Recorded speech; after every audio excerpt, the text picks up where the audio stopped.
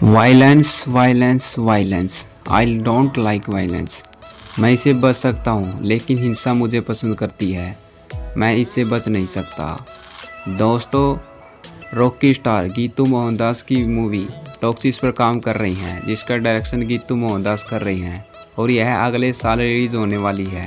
लेकिन टॉक्सिस को लेकर चर्चा कम है क्योंकि प्रशंसक अभी भी KGF 3 में ज़्यादा इंटरेस्ट रखते हैं। वे इसकी घोषणा का इंतज़ार कर रही हैं। हाल ही में जब KGF चैप्टर 2 ने 3 साल पूरे किए हैं तो प्रशंसकों ने हैशटैग ट्रेंड किए अपडेट की मांग करते हुए सोशल मीडिया पर बाढ़ ला दी है।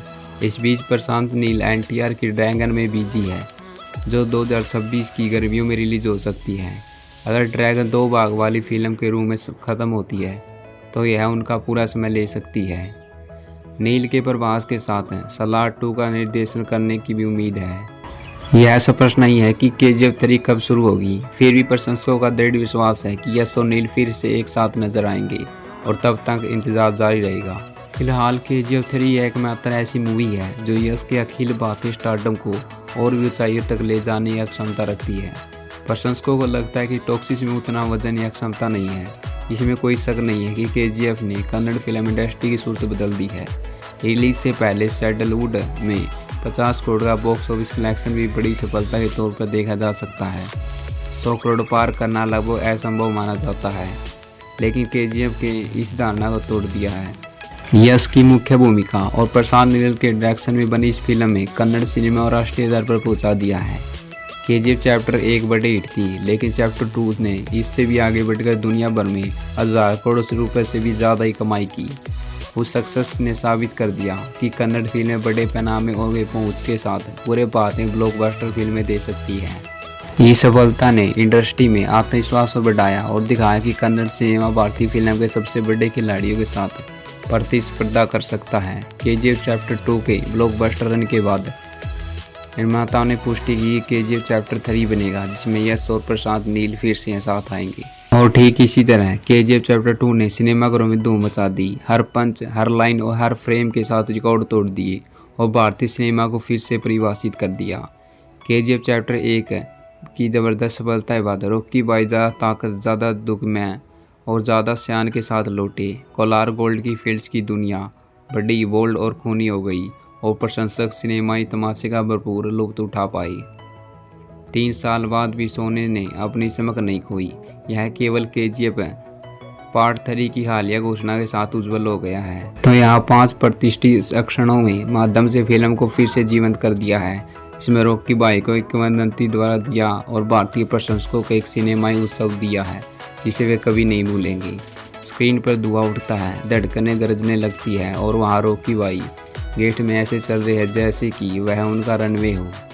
KGF चैप्टर 2 में उनकी एंट्री किसी आइकॉनिक से कम नहीं है। बिल्डअप बहुत जोरदार था, बैकग्राउंड में म्यूजिक बज रहा था और फ्रेम में एक ऐसे व्यक्ति को कैद किया गया था जिसे डर और शक्ति दोनों पर विजय प्राप्त की। उनकी मौजूदगी ने ही ध्यान अट्रैक्ट कर लिया। उनकी एंट्री अपने आप में एक जश्न थी क्योंकि सिनेमाघरों में प्रशंसक सीटें बजाते और चीखते थे। यह सिर्फ एक एंट्री नहीं थी बल्कि एक बयान था, राजा वापस आ गया है। अधीरा का परिचय, अधीरा पूरे इस तरह से रोंगटे खड़े कर देने वाला था। वाइकिंग जैसे कौंच में लिपटे, बालों से लटे और चेहरे पर दाग धब्बे वाले टैटू के साथ संजय दत्त का परिवर्तन भयंकर और अविस्मरणीय था। छाया से उभरकर अधीरा को प्रभाव डालने के लिए बहुत अधिक शब्दों की आवश्यकता नहीं थी। उनकी क्रूरता और उपस्थिति बहुत कुछ कह रही थी। वह न केवल एक खलनायक के रूप में बल्कि विनाश की शक्ति के रूप में सामने आया, लगभग पौराणिक। इस पल में तुरंत दाव बढ़ा दिया, यह दिखाते हुए कि रॉकी को अपने जैसे क्रूर प्रतिद्वंदी का सामना करना था, यदि उससे वे दीख नहीं। कलाक्षरी को रिलैक्स और अपनी वफादार सेना के साथ रॉकी अपने दुश्मनों पर एक ऐसे दृश्य में आग बरसाई तो सिनेमाई और क्रूर दोनों हैं।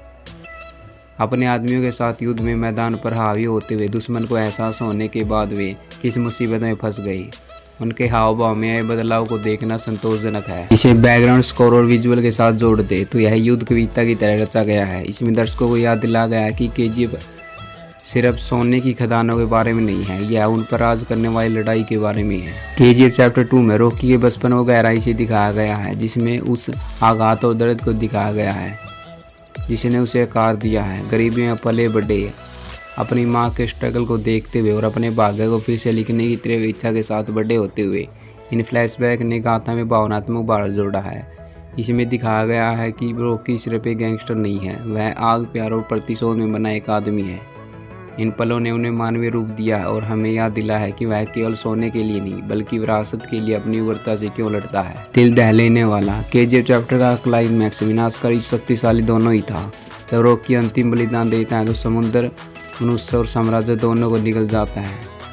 सोने के गहरे पानी में डूबने का दृश्य रूपक रॉकी की यात्रा की महिमा और त्रासदी दोनों को दर्शाता है।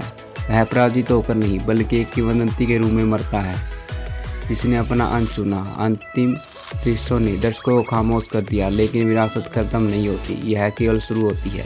केजीएफ चैप्टर 2 सिर्फ एक फिल्म नहीं थी बल्कि सोने आंख दरह में उकेरी गई एक अनुभव थी। हर दृश्य में लोगों की पसंद, जीवन में बड़ी कहानी और एक ऐसा नायक था जिसने नीडर शब्द को फिर से परिभाषित किया।